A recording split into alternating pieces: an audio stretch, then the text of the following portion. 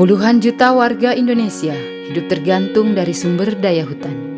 Lebih dari 30.000 desa berada di dalam dan di sekitar kawasan hutan. Sejak zaman kolonial Belanda, sekitar 70% wilayah Indonesia diklaim sebagai kawasan hutan. Akibatnya, tanah-tanah yang berada di kawasan hutan dianggap tidak bertuan. Kondisi ini dimanfaatkan para pemodal untuk mengeksploitasi sumber daya alam sebesar-besarnya tanpa mempedulikan kelompok masyarakat hukum adat yang hidup dan tinggal di dalamnya. Konstitusi memang telah mengamanatkan kebijakan tentang masyarakat hukum adat. Masyarakat hukum adat diakui, namun tidak ada kejelasan pencatatannya. Ketidakjelasan dan ketidakpastian hukum terhadap keberadaan masyarakat hukum adat serta hak-haknya atas tanah semakin bertambah dengan disahkannya Undang-Undang Nomor 41 Tahun 1999 tentang Kehutanan. Negara telah dengan sengaja menjadi aktor pelanggar hak asasi manusia. Lewat izin konsesi yang diterbitkan Kementerian Kehutanan, tanah-tanah adat diambil alih baik oleh korporasi maupun oleh perusahaan umum perkebunan dan perhutani.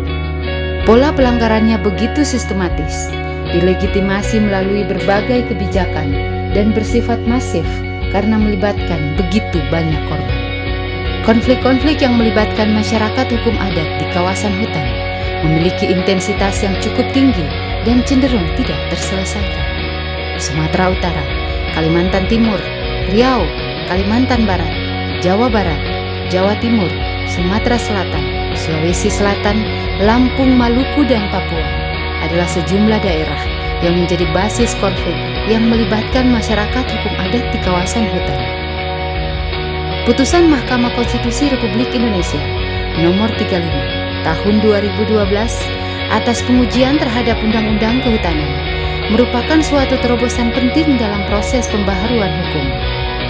Wilayah masyarakat hukum adat yang sebelumnya diakui secara sepihak oleh pemerintah sebagai bagian dari hutan negara, kini telah dikembalikan sebagai hutan hak adat.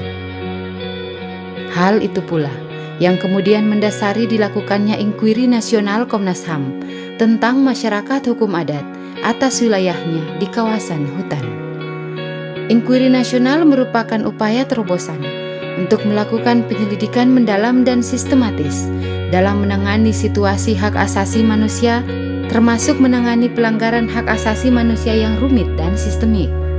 Inkuiri nasional akan melibatkan masyarakat umum untuk turut berpartisipasi.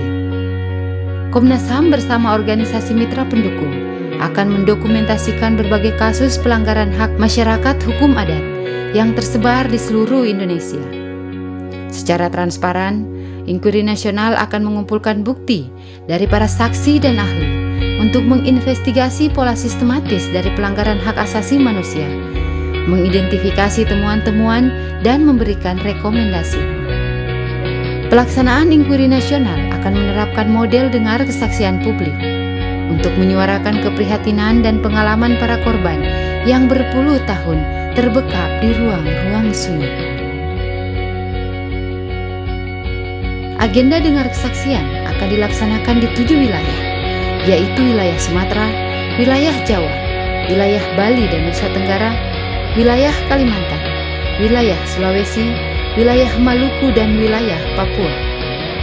Dengar kesaksian secara nasional pun akan digelar di Jakarta dengan konsentrasi kepada para pemangku kewajiban dan penyusun regulasi.